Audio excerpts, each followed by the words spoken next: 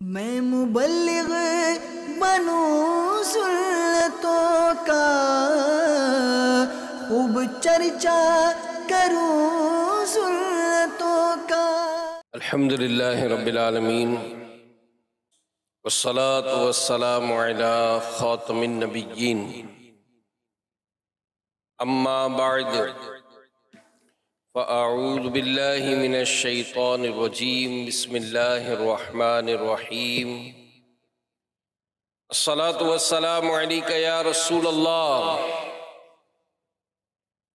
وعلی آلک واصحابک یا حبیب اللہ۔ الصلاة والسلام علیک یا نبی اللہ وعلی آلک واصحابک یا نور اللہ۔ اللہ پاک کے پیارے اور آخری نبی مکی مدنی محمد عربی صلی اللہ علیہ وآلہ وسلم کا فرمان ہے، مجھ پر درود پاک پڑھنا پل صراط پر نور ہے۔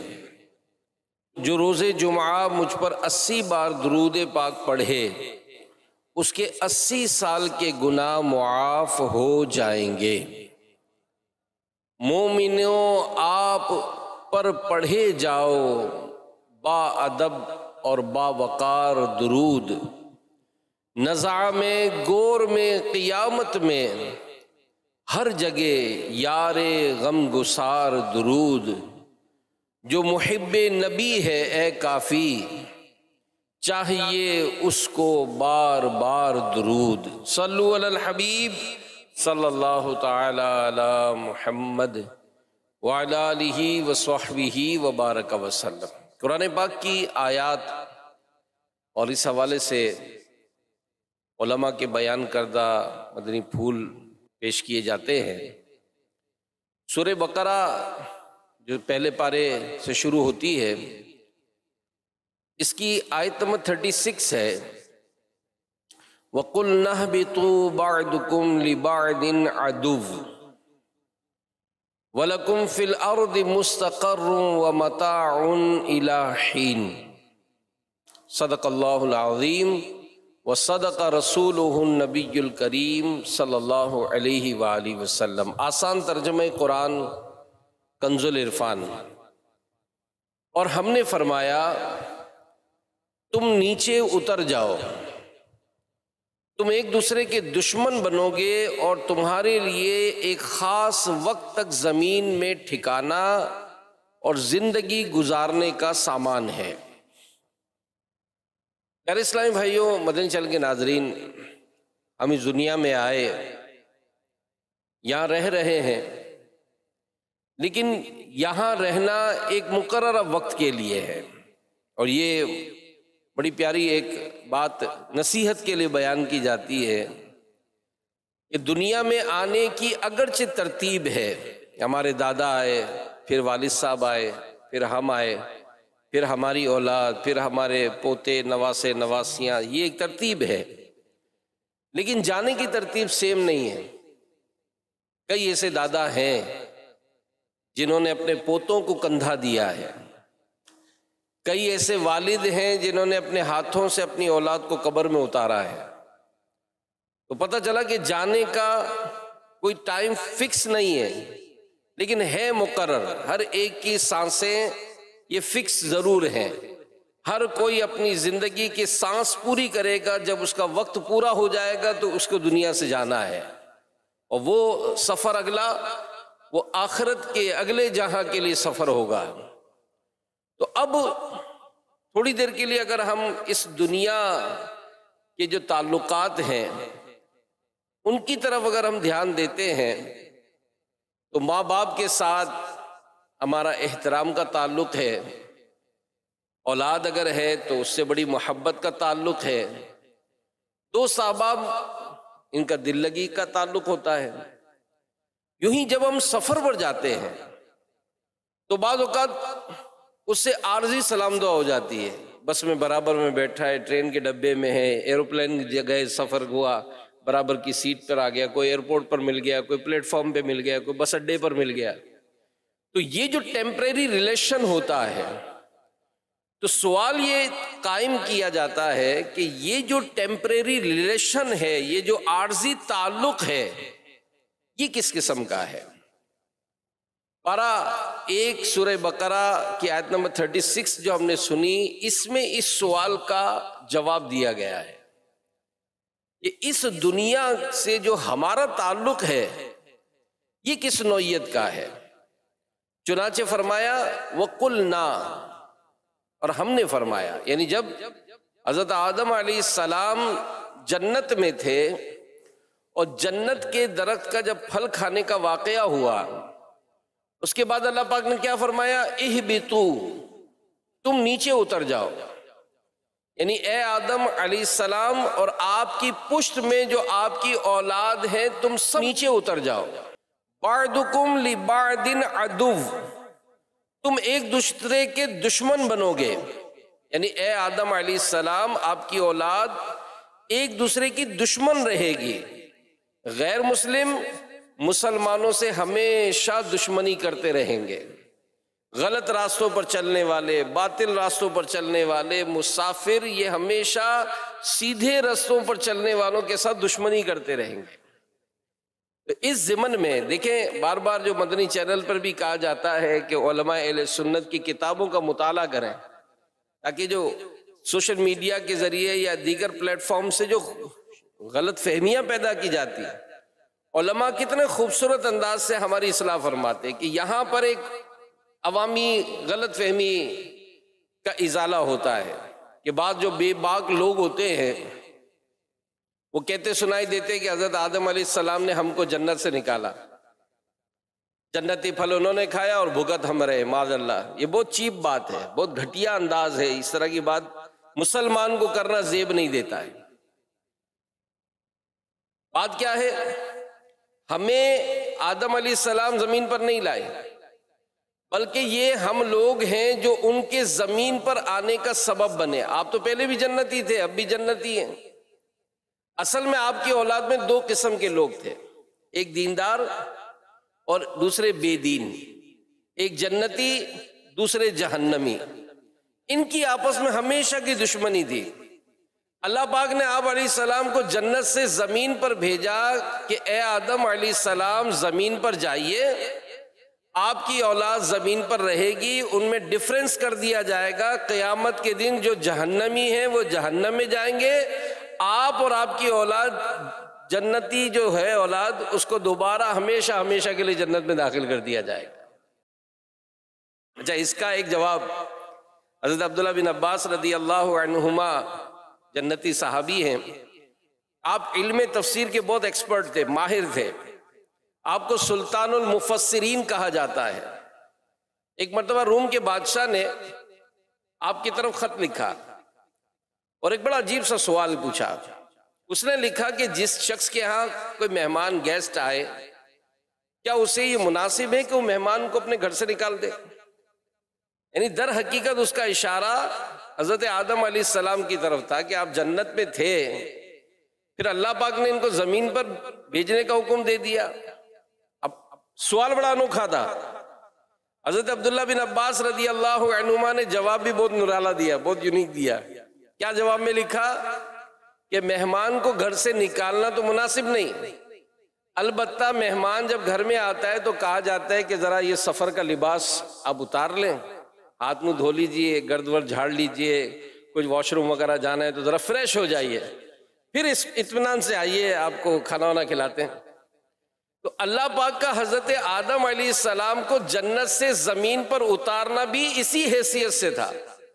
یعنی فرمایا گیا کہ اے آدم علیہ السلام آپ زمین پر جائیے، آپ کی پشت پاک میں جو اولاد ہے، ان میں جو نالائق ہیں انہیں وہیں چھوڑیے، اس بوجھ کو اتار دیجئے. آپ اور آپ کی جنت کی لائق اولاد واپس تشریف لائیے، تب جنت میں اطمینان سے رہیے. تو میرے پیارے پیارے اسلامی بھائیوں، یہ بھی ایک بات کہی جاتی ہے، جیسے بعض لوگ یہ کہتے ہیں کہ سب اپنی اپنی جگہ ٹھیک ہے، جو جس رستے پر چلتا ہے، کفر کرتا ہے یا مسلمان رہتا ہے، سب ٹھیک ہے، ایسی سوچ بھی غلط ہے۔ سب تو کبھی بھی ٹھیک نہیں ہو سکتے، مسلمان مسلمان ہیں، غیر مسلم غیر مسلم ہیں۔ جیسے آگ اور پانی ایک جگہ جمع نہیں ہو سکتے، اسی طرح حق پر چلنے والے غلط رستوں کے مسافر کبھی ایک نہیں ہو سکتے۔ کسی نے کہا کہ ہمیشہ سے یہ ہوتا آیا ہے کہ چراغ مصطفی یعنی سچے دین کے نور سے شرار بو لہبی یعنی باطل کے شرارے دشمنی کرتے آئے ہیں۔ اللہ پاک ہمیں صحیح راستہ اس پر چلنے کی توفیق عطا فرمائے۔ تو اگر عاشقان رسول کی صحبت میں رہیں گے، جیسے بارہا امیر اہل سنت کی طرف سے یہ بھی پیغام ہے کہ مدنی چینل دیکھیں، انشاءاللہ مدنی چینل آپ کو اسلام کی حقیقی تصویر جو ہے وہ پیش کرتا ہے۔ اور علماء اہل سنت سے اگر کبھی کوئی مسئلہ پوچھنا ہو تو عاشقان رسول جو علماء اہل سنت ہیں ان سے مسئلہ پوچھیے، آپ کی رہنمائی ہو جائے گی۔ پھر جو مزید آگے فرمایا گیا وَلَكُمْ فِي الْأَرْضِ مُسْتَقَرٌّ وَمَتَاعٌ إِلَىٰ حِينٍ، اور تمہارے لیے ایک خاص وقت تک زمین میں ٹھکانا اور زندگی گزارنے کا سامان ہے۔ یہ ہمارے اور اس دنیا کے درمیان کا تعلق بیان کیا گیا ہے کہ ہمارے ہاں جس طرح والدین کے ساتھ احترام کا تعلق ہے، اولاد کے ساتھ محبت کا تعلق ہے، دوستوں کے ساتھ دل لگی کا تعلق ہے، دنیا میں ہم جو تعلق ہے وہ ایک مسافر کی طرح ہے کہ جیسے آدمی سفر کرتا ہے، راستے میں اپنی ضروریات کے لیے کچھ رکتا ہے، اپنی منزل کی طرف بڑھتا ہے، ہمارا بھی یہی حال ہے۔ اللہ پاک کا قرب اور ہمیشہ کے لیے جنت کی طرف ہماری منزل ہے۔ ہم عالم ارواح سے چلے ہیں، ایک مقررہ مدت تک دنیا میں رہیں گے، پھر اس دنیا کے بعد قبر کا معاملہ ہے، پھر حشر کا معاملہ ہے، اور پھر اب اپنی منزل جنت میں پہنچ جائیں گے۔ اور علماء نے بیان کیا ہے کہ بچہ جب ماں کے پیٹ میں ہوتا ہے تو یہ ماں کا پیٹ جو ہے نا یہ اس کی دنیا ہوتی ہے۔ جیسے ہی یہ اس دنیا میں آتا ہے تو یہ دنیا اس ماں کے پیٹ سے بڑی دنیا ہے، یقیناً ہے۔ لیکن جب یہاں سے وہ قبر کی دنیا میں جاتا ہے تو علماء فرماتے ہیں کہ یہ جو قبر کی دنیا ہے یہ اس دنیا سے بڑی ہے، اور جب قبر کی دنیا سے یہ آخرت کی حشر کی دنیا میں اٹھے گا تو وہ حشر کی دنیا اس قبر کی دنیا سے بڑی ہے۔ تو میرے پیارے پیارے اسلامی بھائیوں، یہ ہمارا تعلق دنیا سے، اور ہمارے پیارے نبی صلی اللہ علیہ وآلہ وسلم کی سیرت سے اگر ہم رہنمائی لیتے ہیں، صحابی رسول حضرت عبداللہ بن عباس فرماتے ہیں کہ ایک روز میں نے دیکھا کہ اللہ کے پیارے نبی صلی اللہ علیہ وآلہ وسلم کھجور کی چٹائی پر آرام فرما ہے، اور آپ کے پہلو مبارک پر چٹائی کے نشانات پڑ گئے۔ میں نے عرض کی یا رسول اللہ صلی اللہ علیہ وآلہ وسلم ہمیں اجازت دیجئے کہ اس چٹائی پر کوئی بستر بچھا دیا کریں تاکہ آپ آرام اور سکون سے آرام فرما ہو جائیں۔ تو یہ سن کر اللہ پاک کے آخری نبی صلی اللہ علیہ وآلہ وسلم نے فرمایا کہ میرا دنیا سے کیا تعلق؟ میری اور دنیا کی مثال تو ایسی ہے جیسے کوئی مسافر سخت گرمی کے دن سفر کر رہا ہو، اس دوران وہ کسی درخت کے نیچے ٹھہرے، کچھ دیر آرام کرے، پھر اپنی راہ چلا جائے۔ اے چٹائی کا بچھونا، کبھی خاک ہی پہ سونا، کبھی ہاتھ کا سرہانا، مدنی مدینے والے تیری سادگی پہ لاکھوں، تیری عاجزی پہ لاکھوں، ہو سلام عاجزانہ مدنی مدینے والے۔ تو یہ ایک ریئلٹی ہے، ایک یہ حقیقت ہے کہ ہم سب مسافر ہیں، ہم سب مسافر ہیں۔ یہ دنیا گویا بیچ میں ایک صحرا میں ایک درخت ہے، مسافر آتے ہیں، کچھ دیر یہاں ٹھہرتے ہیں، آخرت کی طرف چلے جاتے ہیں۔ کبھی نہیں دیکھا ہم نے کہ کوئی مسافر اس درخت میں دل لگا کر بیٹھ جائے۔ کئی مرتبہ آپ کا ہم سب کا سفر ہوا ہے، ہمارا کہیں نہیں ہوا کہ ہم نے کسی ایئرپورٹ کو دیکھا اور یار اتنا خوبصورت ہے یار چلو یہیں رہ جاتے ہیں، کبھی نہیں ہوا کہ کسی پلیٹ فارم پر گئے تو جناب وہاں تو بڑی سہولتیں تھی، کھانا پینا بھی مفت مل گیا، سب کچھ ہوا، تو کبھی یہ سوچا کہ اتنی زبردست فیسلٹی تو چلو یہیں رہ جائے۔ کبھی ہوٹل کرائے پہ لے لیا، ہوٹل میں گھر سے اچھی سہولت مل گئی، گھر سے اچھا پلنگ مل گیا، گھر سے اچھا ایئر کنڈیشن، گھر سے اچھی سہولت، ہر چیز مل گئی، لیکن کیا لگتا ہے کہ ہم وہیں ٹھہر جائیں؟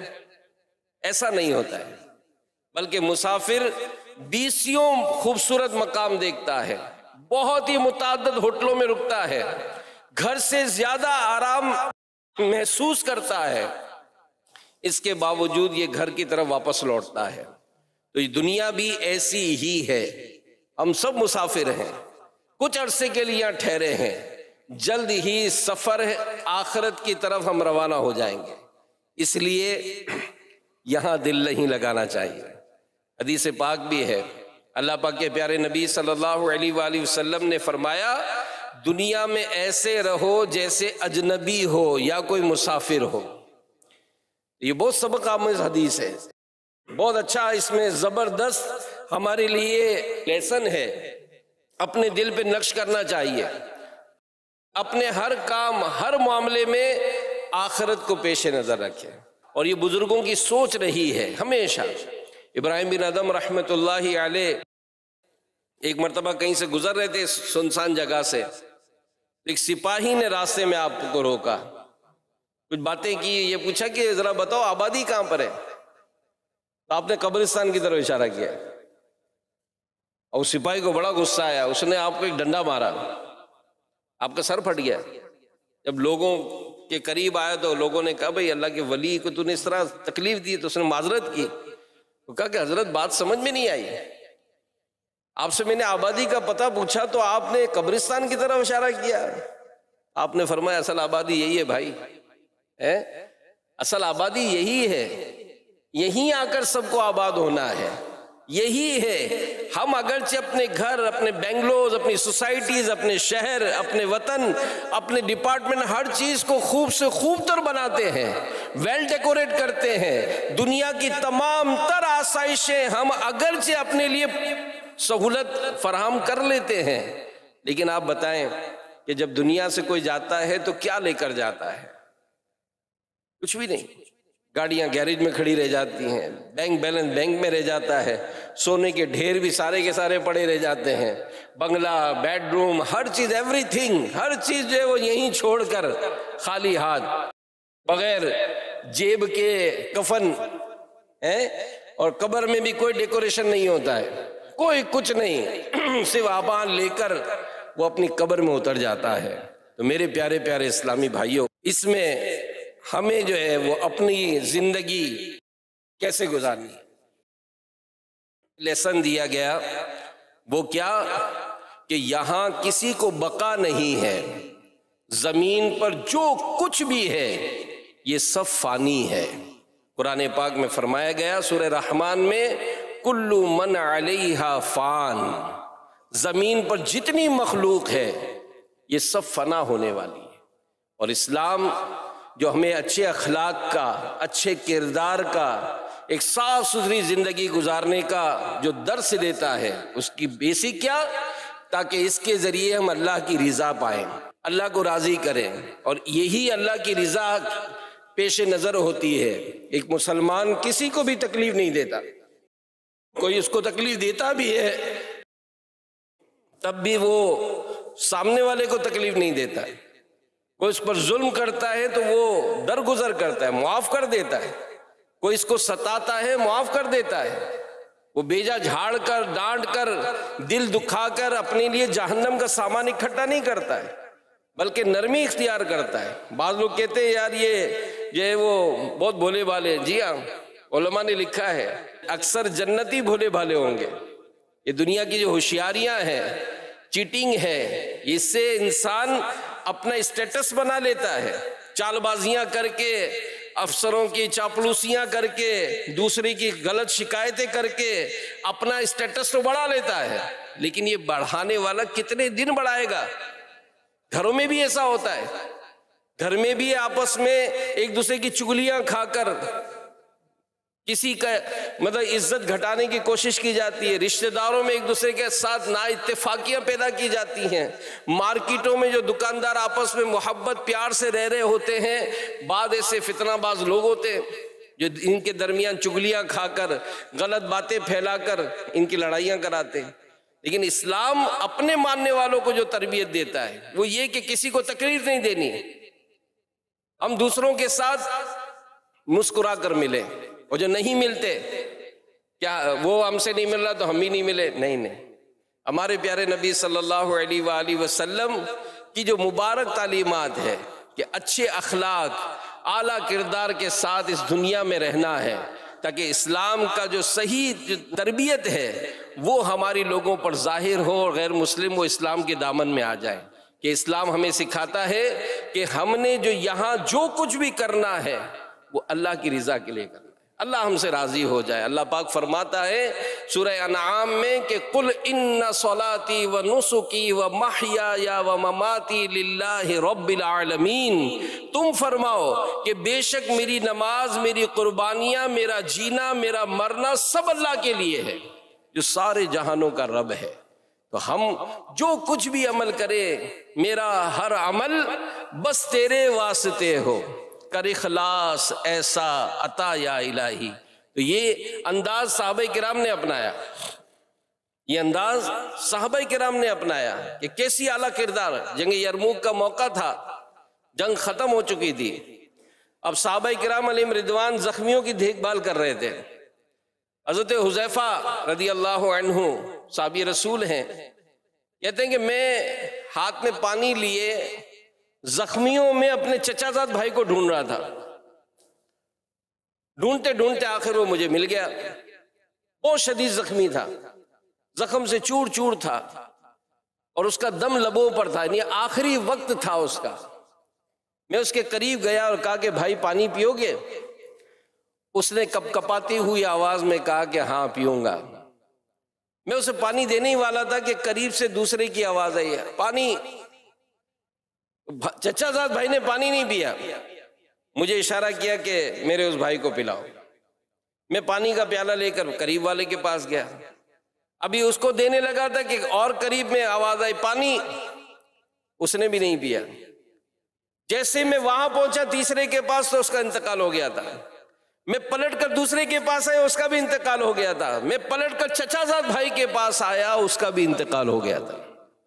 اب آپ اندازہ لگائیں، یہ ہمارے بزرگوں کا انداز زندگی گزارنے کا، اور آج ہم کیا کر رہے ہیں؟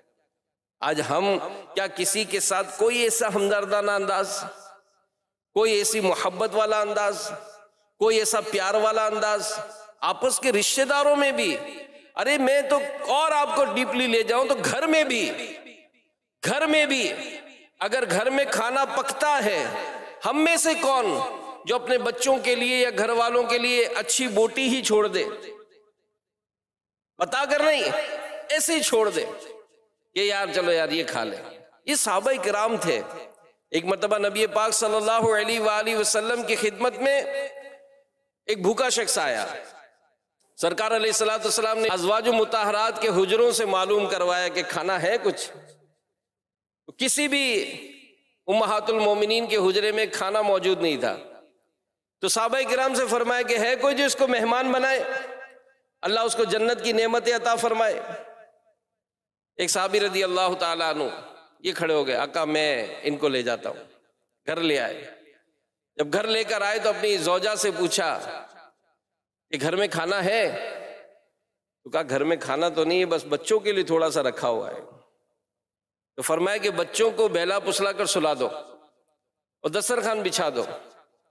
اب کھانا چونکہ کم ہے تو کھانا لگا دو، جب کھانا شروع کرنے لگے نا تو تم چراغ بجھا دینا، تو اندھیرے میں ہم ایسے ہی ہاتھ چلاتے رہیں گے، مہمان پیٹ بھر کر کھا لے۔ اب یوں میزبان بھوکے رہ کر اس مہمان کو پیٹ بھر کر کھانا کھلا دیا، مہمان کو پتہ ہی نہیں چلا کہ میرے میزبان بھوکے رہے۔ لیکن جب صبح نبی پاک صلی اللہ علیہ وآلہ وسلم کی خدمت میں حاضر ہوئے، اللہ کے نبی صلی اللہ علیہ وآلہ وسلم نے غیب کی خبر دیتے ہوئے ارشاد فرمایا کہ رات فلاں کے گھر بڑا عجیب معاملہ ہوا، اللہ ان سے راضی ہوا اور قرآن پاک کی آیت نازل فرمائی کہ جو اپنی جانوں پر ترجیح دیتے ہیں۔ تو یہ کیا، یہ اسلام کا وہ عظیم حسن ہے جس کی ہمیں تعلیم ملتی ہے، اور یہ کیوں کیا جا رہا ہے؟ تاکہ اللہ راضی ہو جائے۔ صلہ کہاں ملے گا؟ صلہ مرنے کے بعد ملے گا۔ ہم تو احسان اگر کر بھی دیا تو سنبھلتا کہاں ہے؟ کبھی کسی کی شادی میں کوئی زیادہ تعاون کر دیا تو سنبھلتا کہاں ہے؟ جتا دیتے ہیں، ارے بھول گیا، بہن کی شادی کے لیے رو رہا تھا، کس نے جہیز دیا؟ میں نے۔ تیری شادی کا ولیمہ کرنے کے لیے پیسے نہیں تھے، کس نے دیے تھے؟ میں نے۔ وہ فلاں نقصان ہوا تھا، کس نے تعاون کیا تھا؟ میں نے۔ تو یہ جو میں جو ہوتی ہے نا، علماء فرماتے ہیں اس پر تو چھری چلتی ہے۔ جی ہاں، میں پہ تو چھری چلتی ہے نا، چھری چلتی ہے۔ میرے پیارے پیارے اسلامی بھائیوں، اس دنیا کی حیثیت کو سمجھ لیں۔ اس دنیا میں ہم مسافر ہیں، اس کا مقصد دنیا کو سنوارنا نہیں ہے، رب کریم کو منانا ہے۔ ہمیشہ، ہر وقت، ہر لمحہ، ہر موقع پر یہ ذہن بنا لے کہ ہم فانی ہیں، جلد دنیا سے چلے جائیں گے۔ کئی ایسے واقعات ہمارے سامنے ہوتے ہیں۔ کل ایک جگہ جانا ہوا تھا تو نوجوان بیٹا دنیا سے چلا گیا۔ ہم تعزیت کے لیے گئے تھے، کچھ اسلامی بھائی کہہ رہے سمجھ میں ہی نہیں آیا، بلکہ وہ 3 دن ہو گئے، کہہ رہے اب تک یقین نہیں آ رہا کہ یہ ہو کیا گیا۔ اپنے دوست کو فون کیا کہ بھائی ذرا بال کٹوانے، تو دوست نے کہا آج نہیں چلتے، پرسوں چلیں گے۔ وہ اکیلا چلا گیا۔ تو کہا کہ ہیئر ڈریسر کے پاس بیٹھا ہوتا تو اچانک اس کی طبیعت خراب ہونے لگی، تو اس نے کہا کہ میری طبیعت خراب ہو رہی ہے۔ تو وہیں کے لوگوں نے اس کو جوس، پانی وغیرہ پلایا، تھوڑی طبیعت سنبھلی۔ جب اس کی باری آئی، وہ بیٹھنے لگا سیٹ پر، تو پھر طبیعت بگڑنے لگی۔ فوراً رکشہ کیا اور اس نے بھی فون کر دیا کزن کو، خیر اسپتال لے کر گئے۔ تو کہا کہ جب گاڑی سے اتارنے لگے تو کانپ رہا تھا، وہ اس کو اسٹریچر پہ لٹایا، اندر لے کر گئے۔ ودن 2-3 منٹس نوجوان، میرا خیال ہے 22 یا 25 سال کی عمر ہوگی، غیر شادی شدہ۔ اس کی تصاویر والد صاحب مطلب حوصلے میں تھے، مگر ظاہر ہے فیل تو ہوتا ہے نا۔ لیکن یہاں یہ ہم کو لیسن ہے کہ اگر ہم عمر کے جس حصے میں بھی ہیں، اپنے آگے والوں کو دیکھتے ہیں تو 2-3 نسلیں ہمیں یاد آتی ہیں۔ دادا یاد ہیں مجھے، خاندان کے بڑے بڑے بزرگ یاد ہیں، لیکن اب دیکھتے ہیں تو وہ سب چلے گئے۔ اب تو ہم دادے بن گئے، نانا بن گئے، یعنی اس اسٹیج پر ہم آ گئے۔ اب ہے کیا ہمارا؟ ہم اپنے بارے میں غور نہیں کرتے میرے پیارے اسلامی بھائیوں، جبکہ ہمارے بزرگوں نے ہمیں اس معاملے میں جو رہنمائیاں دی ہیں، جو ہمیں ایک پکچر ہماری کلیئر کی ہے کہ ہم اپنی اس زندگی کے بارے میں غور و فکر کیا کریں، غور و فکر کیا کریں کہ ہم اگرچہ اپنے من کو منا لیتے ہیں، لیکن کتابوں میں لکھا ہے، اللہ کے پیارے نبی حضرت یعقوب علیہ السلام اور حضرت اسرائیل علیہ السلام، ملک الموت علیہ السلام، ان کی دوستی تھی۔ ایک بار جب سیدنا ملک الموت علیہ السلام آئے تو سیدنا یعقوب علیہ السلام نے ان سے پوچھا، آپ ملاقات کے لیے آئے ہیں یا میری روح قبض کرنے آئے ہیں؟ تو کہا کہ ملاقات کے لیے۔ تو فرمایا کہ مجھے وفات دینے سے قبل میرے پاس اپنے قاصد بھیجیے گا۔ ملک الموت علیہ السلام نے کہا کہ میں آپ کی طرف 2 یا 3 قاصد بھیجوں گا، یعنی پیغام دینے والے۔ چنانچہ ایک وقت آیا کہ جب روح قبض کرنے ملک الموت علیہ السلام آئے تو یعقوب علیہ السلام نے پوچھا کہ آپ نے کہا تھا کہ پیغام بھیجیں گے آپ، وہ کیا ہوئے؟ تو ملک الموت علیہ السلام نے فرمایا کہ سیاہ بالوں کے بعد سفید بال، جسمانی طاقت کے بعد کمزوری، اور سیدھی کمر کے بعد کمر کا جھکاؤ۔ اے یعقوب، موت سے پہلے انسان کے یہی میرے قاصد ہیں۔ اب ہمارے اگر بال سفید ہوتے تو ہم تو من کو مناتے، یار تو نزلہ بہت ہے نا یار، بلکہ بعض تو کہتے ہیں ہم نے دھوپ میں بال سفید ہو گئے، یہ عجیب منطق ہے۔ لیکن آپ خود سوچیں ایج وائز کہ اگر میں اپنی ایج غور کرتا ہوں کہ 57-56 کے قریب ہو گئی، تو اتنی ایج میں تو ہمارے خاندان کے تو لوگ چلے گئے، تو کیا مجھے نہیں جانا؟ جبکہ یہ سارے بال سفید، کیا مجھے اطلاع نہیں کرتے کہ بھائی آپ بھی تیاری کر لیں، آپ بھی تیاری کر لیں؟ اور کئی ایسے واقعات ہیں، انسان کی پلاننگ اگر دیکھتے ہیں تو یوں لگتا ہے جیسے اس نے کبھی مرنا ہی نہیں ہے۔ جو پلاننگ ہے وہ تو یہی ہے کہ مرنا نہیں ہے، لیکن مرنا ہے، جی ہاں مرنا ہے۔ اور کب مرنا ہے یہ کچھ پتہ نہیں ہے۔ ہم اپنے ارمان دل ہی دل میں لیے رکھتے ہیں۔ حضرت سیدنا عبداللہ بن محمد قرشی رحمۃ اللہ تعالیٰ علیہ، آپ فرماتے کہ کسی شہر میں ایک بہت دولت مند نوجوان رہتا تھا، ہر طرح سے دنیاوی نعمتیں میسر تھی، اس کے پاس ایک حسین و جمیل لونڈی بھی تھی، بہت محبت کرتا تھا، خوب عیش و عشرت کے ساتھ اس کے دن گزر رہے تھے۔ یوں نعمتیں بہت ساری تھی مگر اولاد نہیں تھی۔ اس کی بڑی خواہش تھی کہ مجھے اولاد ملے، کافی عرصے تک اسے خوشی نصیب نہ ہوئی۔ پھر آخر ایک وقت آیا کہ اس کو اطلاع ملی کہ بھائی وہ جو اس کی لونڈی ہے وہ حمل سے ہو گئے، اب اولاد کی امید ہو گئی ہے۔ اب وہ پھولے نہیں سمائے، انتظار کی گھڑیاں اس کے بڑی بے صبرا ہوا جا رہا تھا۔ آخر وہ وقت آیا جس کا انتظار تھا، لیکن ہوتا وہی ہے جو اللہ چاہتا ہے۔ اچانک وہ مالدار نوجوان بیمار ہو گیا۔ کچھ ہی دنوں کے بعد وہ اولاد کی حسرت لیے دنیا سے کوچ کر گیا، اور جس رات اس نوجوان کا انتقال ہوا اسی رات اس کی یہاں ایک خوبصورت بچہ پیدا ہو گیا۔ یہ ہے دنیا۔ بے وفا دنیا پہ مت کر اعتبار، تو اچانک موت کا ہوگا شکار۔ بے وفا دنیا ہے، یہ کسی کی نہیں ہوئی۔ جس نے اس سے محبت کی اس نے رنج ہی رنج دیا ہے۔ آخرت سے محبت کی جائے، آخرت کے لیے تیاریاں کی جائے، اور جو آخرت کی تیاری کا ذہن بناتا ہے نا وہی نماز کا پابند ہوتا ہے۔ اس کو کہا نہیں جاتا ہے حضرت نماز کے لیے چلیں، اس کا دل مسجد میں لگا رہتا ہے، وہ بے چین ہوتا ہے کہ کب وقت ہو میں اللہ کی بارگاہ میں حاضر ہو جاؤں تاکہ سجدہ ریز ہوں۔ کیوں؟ کہ ایوارڈ ملے گا اس کو جنت میں۔ فرمایا گیا کہ ایسے لوگ کہ جو اذان سے پہلے ہی باوضو مسجد میں پہنچ جاتے ہیں ان کے چہرے قیامت کے دن سورج کی طرح روشن ہوں گے۔ آج دنیا میں کون ایوارڈ نہیں چاہتا ہے؟ آج تو جس جگہ کام کرتے ہیں ہم کو تو یہی تمنا ہوتی ہے کہ جناب مجھے بہت اپریشیٹ کیا جائے، میں جس ادارے میں ہوں میرا پہلا نمبر ہونا چاہیے، اور لیتے ہیں۔ پورے سال میں ہمارے سے کتنے ایسے ہوں گے جن کو ایوارڈ ملے گا، واہ بھائی واہ، پورا سال اس نے اپنے ادارے کی چھٹی نہیں کی، اور یہ جناب یہ تو ایسا پابند ہے کہ ہم تو لوگ کہتے ہیں کہ اس کو دیکھ کے تو گھڑی ملا لو بھائی، ایسا وقت کا پابند ہے یہ۔ لیکن اس وقت کے پابند کو، اس چھٹی نہ کرنے والے کو پوچھا جائے کہ کبھی نماز کی ایسا ہوا ہے کہ پورے سال میں چھٹی نہ ہوئی ہو؟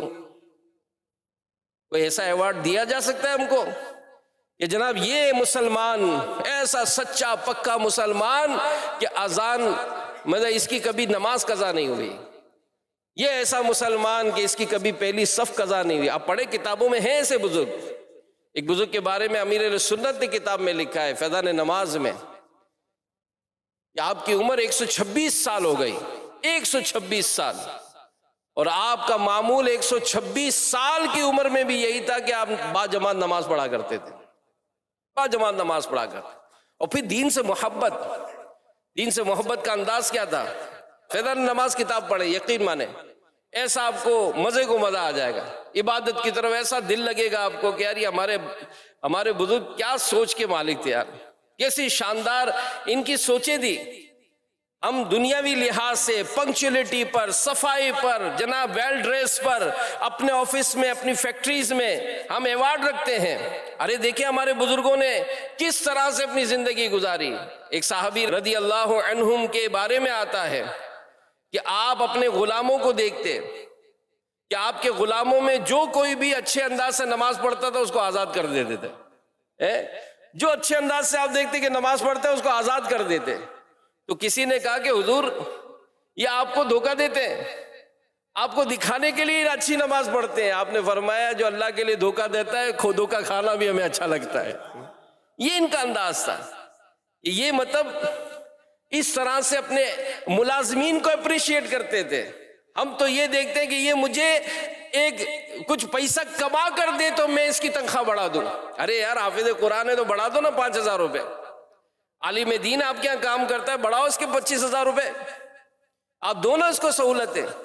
آپ دنیا کی ڈگریاں پانے والے کو تو اپریشیٹ کر رہے ہو، جو تہجد گزار آپ کے یہاں ہے، جو نفلی روزے رکھے جس نے رجب شعبان میں، آپ کیوں اپریشیٹ نہیں کرتے اس کو؟ حضرت سیدنا معاذ بن جبل رضی اللہ عنہ، یہ پیج نمبر 487 پہ پڑھیے گا فیضان نماز میں، نماز کے لیے تشریف لے گئے، غلاموں کو اپنے پیچھے نماز پڑھتے دیکھا، غلام ملازمین ہیں، تو کہا تم کس کے لیے نماز پڑھ رہے ہو؟ بولے ہم اللہ کے لیے۔ آپ رضی اللہ عنہ نے فرمایا جاؤ میں تم سب کو اللہ کی رضا یعنی اللہ کی خوشی پانے کے لیے آزاد کرتا ہوں۔ اور یہ جو میرے صحابی ابن صحابی حضرت عبداللہ بن عمر رضی اللہ تعالیٰ عنہ جب اپنے کسی غلام کو اچھی طرح نماز پڑھتا پاتے تو آزاد فرما دیتے تھے۔ تو یہ بزرگوں کی انداز ہے نا۔ علماء فرماتے ہیں کہ جو نیک متقی ہو اس کی آپ ملازمت کرنی ہے تو ایسوں کیا کریں؟ ہم تو تنخواہوں کے پیچھے بھاگتے ہیں، نیک سخی کے کام کریں۔ کیوں کہ سخی آپ سے کیا کام کرائے گا؟ جاتے جاتے کہے گا یار یہ آٹے کے تھیلے ذرا اپنے غریبوں میں بانٹ دیجیے گا، یہی کرے گا نا۔ جہاں بھائی جاتے جاتے فیضان مدینہ راستے میں آئے گا یہ ماہانہ ڈونیشن ہماری طرف سے جمع کرا دیجیے گا، تو یہ جو جمع کرانے جائیں گے یہ غریبوں کی جو خیر خواہی ہوگی تو ہمیں بھی تو ثواب ملے گا۔ اور کسی فاسق و فاجر اور گناہ گار شرابی قسم کے آدمی کے یہاں کام کریں گے تو کیا منگائے گا؟ وہ شرابیں منگائے گا معاذ اللہ، جو کہ جائز ہی نہیں ہے لانا بھی۔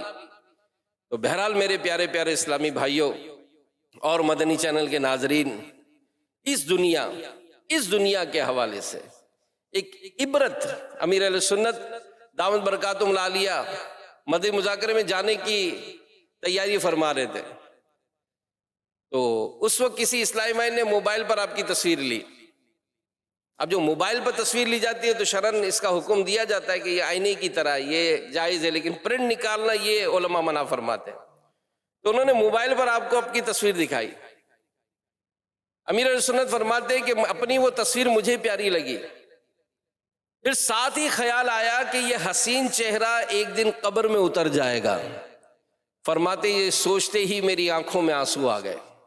یعنی پیش نظر آخرت، پیش نظر اپنی قبر، پیش نظر اپنا آنے والا سفر، اور یہ سوچ مل جائے وہ گناہوں سے بچنا شروع ہو جاتا ہے۔ یعنی اللہ دیکھ رہا ہے، یہ سوچ اگر بن جاتی ہو انسان کبھی اکیلا بھی بیٹھا ہو وہ گناہوں سے بچ سکتا ہے۔ موت، الموت الموت، یہ جب لکھا ہوا اپنے سامنے اپنے موبائل پر تو کیا ہوگا؟ انسان کی جو ہے نا وہ ڈائریکشن سیٹ ہو جاتی ہے کہ یار کہیں ایسا نہ ہو گناہ کرتے کرتے موت آ گئی، میرا کیا بنے گا؟ گناہ کرتے ہوئے گر مر گیا تو کیا کروں گا میں، کیا کر لیں گے؟ تو میرے پیارے پیارے اسلام بھائی، انسان اپنی حیثیت کو جانے۔ ایک نیا ظالم حکمران حجاج بن یوسف، اس کی فوج کا ایک سپہ سالار تھا جس کا نام تھا محلب۔ ایک دن محلب ریشمی کپڑے پہنے اکر اور تکبر کے ساتھ چل رہا تھا۔ ایک بزرگ حضرت مطرف بن عبداللہ رحمت اللہ تعالی علیہ، انہوں نے جب اس کو اس طرح تکبرانہ چال میں دیکھا تو دل میں نیکی کی دعوت دینے کا جذبہ ابھرا۔ آپ رحمت اللہ تعالی علیہ اس محلب سپہ سالار کے قریب تشریف لائے اور فرمایا اے بندہ خدا، چلنے کا یہ انداز اللہ پاک کے ناپسندیدہ لوگوں کا اور رسول اللہ کے دشمنوں کا ہے، تکبرانہ چال یہ اچھی نہیں ہے۔ تو محلب فوج کا سپہ سالار تھا، اب دیکھا کہ ایک شخص نے یوں اس کو نصیحت کر دی تو غصے میں بولتا جانتے ہو میں کون ہوں؟ اللہ کے نیک بندے مطرف بن عبداللہ رحمت اللہ تعالیٰ فرمایا کہ ہاں جانتا ہوں، تم کون ہو؟ پہلے تم ایک ناپاک قطرہ تھے اور انتہا میں تم ایک گندے مردار سڑے ہوئے مردار ہو جاؤ گے، اور ان دونوں حالتوں کے درمیان جو اس وقت تمہاری جو ہے نا، تم پتہ ہے تم پیٹ میں گندگی لیے گھوم رہے ہو۔ یہ سن کر اس محلب کی عقل ٹھکانے آ گئی اور تکبر والی چال چھوڑ کر وہ سیدھا ہو گیا۔ یعنی انسان اگر اپنے آپ کو کچھ سمجھتا ہے تو سوچئے تو صحیح میں ہوں کیا، میں تھا کیا، ایک ناپاک قطرہ، اور آگے فیوچر کیا ہے میرا، سڑا ہوا مردار۔ میرے سے بنے نہ کتنے ہی محبت کریں لیکن کوئی بھی مجھے رکھنے کے لیے تیار نہیں ہوگا۔ بندے کا انتقال ہوتا ہے تو فوراً کہا جاتا ہے بھائی جلدی جلدی دفناؤ، جلدی دفناؤ اس کو۔ کہیں دیکھا ہے کہ کسی کو گھر میں رکھا ہو کسی نے؟ فوراً نکالا جاتا ہے۔ جس گھر میں ہم نے بڑے شان سے اس گھر کو بنایا تھا اسی گھر میں ہم کو نکالا جاتا ہے، کوئی رکھنے کے لیے تیار نہیں ہوتا ہے۔ اور پھر جو اگر موجودہ حالت زندہ بھی ہیں تو ہماری حالت کیا ہے؟ بہترین لذیذ غذا کھاتے ہم ہیں، ایک سے ایک لذیذ غذا کھاتے ہیں، اور جب وہ ہمارے پیٹ میں جاتی ہے تو حالت کیا ہوتی ہے اس کی نکلنے پر؟ بدبودار۔ یہ ہماری حیثیت ہے۔ تو میرے پیارے پیارے اسلامی بھائیوں، یہ حقیقت ہے کہ ہم ابتدا میں کچھ نہیں تھے، انتہا میں لاش ہو کر مٹی میں مل جائیں گے۔ بلکہ علماء نے نصیحت کرتے ہوئے جو فرمایا کہ انسان جب مرتا ہے، مرنے کے بعد جب اس کو قبر میں رکھا جاتا ہے، اس کو قبر کے کیڑے کھاتے ہیں، کیڑے کھا کر اس کا سارا گوشت پوشت سب کھا جاتے ہیں، یہاں تک کہ ہڈیاں کھا جاتے ہیں۔ اب ان کیڑوں کے پاس کچھ نہیں ہوتا ہے تو یہ ایک دوسرے کو مارتے اور کھاتے رہتے ہیں، یہاں تک کہ 2 کیڑے رہ جاتے ہیں جو مضبوط ہوتے ہیں۔ اب یہ دونوں آپس میں لڑتے ہیں، ایک دوسرے کو مارتا ہے اور اس کو بھی کھا جاتا ہے، اب یہ اکیلا رہ جاتا ہے۔ اب اس کے پاس کھانے کو کچھ نہیں ہوتا، لہذا وہ بھی اس خاک میں مر کر مٹی ہو جاتا ہے۔ فرمایا یہ انسان ہے، یہ انسان کی حقیقت ہے۔ تو بڑے بول بولنا، ڈینگے مارنا، سرکشی کرنا ہم مٹی والے انسانوں کو زیب نہیں دیتا ہے۔ ہم دنیا میں آئے ہیں، اس کا ایک مقصد ہے، خلق الموت والحیات لیبلوکم ایکم احسن عملا، کہ ہم نے موت اور زندگی کو پیدا کیا کہ جانچ کریں کہ تم میں کون اچھے عمل کرتا ہے۔ یہ اچھے عمل کیسے ہوں گے؟ آقا کی سیرت دیکھیں، اللہ کے پیارے نبی صلی اللہ علیہ وآلہ وسلم، بخشے بخشائے نبی، لیکن عبادت کا حال کیا تھا؟ راتوں کو اٹھ کے عبادت کیا کرتے، نمازوں میں بڑی بڑی سورت تلاوت کرتے، نوافل، کثرت سے ذکر و اذکار، یہ ساری وہی ٹائم ہمیں بھی ملا ہے، وہی نمازوں کا تحفہ ہمارے لیے بھی ہے، لیکن ہمارا دل نہیں لگتا۔ تو کیوں؟ کہ ہم گناہوں کے مریض ہیں۔ لیکن اس عبادت کی طرف آتے رہیں، اور اس میں اگر اور اپنا ذہن بنانا ہے تو الحمدللہ آپ کی دعوت اسلامی آپ کو اپرچونٹی دے رہی ہے، آئیں پورے ماہ رمضان کا اعتکاف کر لیں، ہاں بہترین، پورے ماہ رمضان کا اعتکاف کر لیں۔ اور دیکھا ہے آنے والوں کے تاثرات، آپ اگر کبھی ہو تو سنیں آپ، وہ کہتے ہیں کہ ہم نے اتنی زندگی گزاری، ایسا رمضان کبھی نہیں گزارا۔ تراویح پوری ہو رہی ہے، روزے پورے ہو رہے ہیں، اور ماشاءاللہ ہم نے تو دین سیکھا ہے، یہاں پر غسل کرنا سیکھا ہے۔ کتنی عمر میں؟ 40 سال، 50 سال کی عمر میں آ کر غسل کرنا سیکھ رہے ہیں، 50 سال کی عمر میں آ کر نمازیں پڑھنا سیکھ رہے ہیں۔ حالانکہ یہ تو بالغ ہوتے ہی نماز فرض ہو گئی ہم پر۔ دنیا جہاں کی ڈگریاں پا رہے ہیں، سب کچھ سیکھ رہے ہیں، ایک سے کورسز کر رہے ہیں۔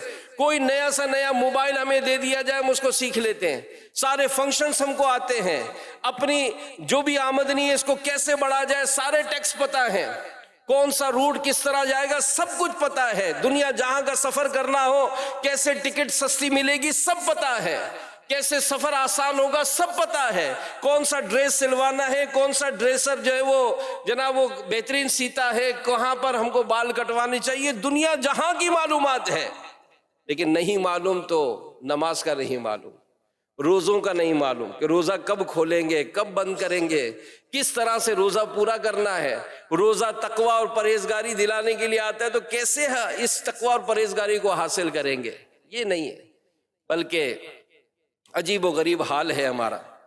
تو میرے پیارے پیارے اسلامی بھائیوں اور مدنی چینل کے ناظرین، دعوت اسلامی کے دینی ماحول سے وابستہ ہو جائیں۔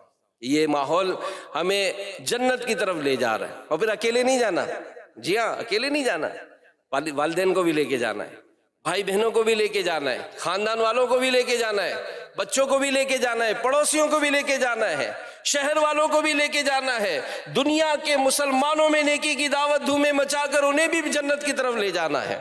ان سب کے لیے آئیں، دعوت اسلامی آپ کو ویلکم کر رہی ہے، آئیں دعوت اسلامی کے ماحول میں آئیں، روزانہ دینی کاموں میں اپنے آپ کو شامل کریں۔ آپ کی مسجدوں میں درس ہو رہے ہیں، بیان ہو رہے ہیں، اسلامی چوکوں پر جا کر درس دے رہے تاکہ بے نمازی نمازیوں کی طرف آئیں، جو شراب کے نشے میں ڈوبے ہوئے ہیں وہ شرابیں چھوڑ کر نیکی کے راستے پر آ جائیں، نوجوانوں کے جو اخلاقی معاملات کمزور ہو رہے ہیں انہیں بلا محبت پیار سے بلا کر ہم انہیں بھی جنت کی طرف لے چلیں، یہ نوجوان پیارے محبوب صلی اللہ علیہ وسلم کی سنتوں کے آئینہ دار بن جائیں۔ کہ اس دعوت اسلامی کے پیغام کو عام کریں، اور دنیا بھر میں ماشاءاللہ جہاں جہاں آپ ہمیں سن رہے ہیں، جن لوگوں نے کوششیں کی، آج وہاں پر مسجدیں بن گئی، وہاں مدرسے بن گئے، دعوت اسلامی کے مبلغین سفر کر کے آپ کے شہروں میں آ گئے، آپ کے بچوں کو سکھا رہے ہیں، آپ کی بچیوں کو ہماری اسلامی بہنیں سکھا رہی ہیں، جہاں نہیں پہنچ پا رہے وہاں آن لائن سہولت کے ذریعے سکھایا جا رہا ہے۔ یہ سارا نیٹ ورک بنایا ہے نا، اب یہ سارا بنائے، مزید بڑھانا ہے، اس کو کام کو مضبوط کریں، اس کے لیے اپنے عطیات کو، اپنی زکوٰۃ کو، اپنے فطروں کو، اپنے ڈونیشن کو دعوت اسلامی کے لیے تھوڑا بڑھائیں۔ جی ہاں، اخراجات بڑھتے جا رہے ہیں، اخراجات کی تیزی کے ساتھ اضافہ ہوتا جا رہا ہے، اور کام ہے کہ ابھر کر سامنے آ رہا ہے، آگے بڑھ کر آ رہا ہے کہ جناب دعوت اسلامی یہ بھی کرے، دعوت اسلامی یہ بھی کرے۔ الحمدللہ امیر اہل سنت کی سوچ ہے، اللہ ان کو صحت سلامتی عطا فرمائے، یہ تو آگے بڑھا رہے ہیں۔ اب ہماری کوشش ہو کہ ہر کوئی دعوت اسلامی کے لیے بھرپور کوششیں کرے اور اس پیغام کو عام کریں۔ اللہ پاک سے دعا ہے کہ اللہ پاک ہمیں عمل کرنے کی توفیق عطا فرمائے۔ میں مبلغ بنوں سنتوں کا خوب چرچا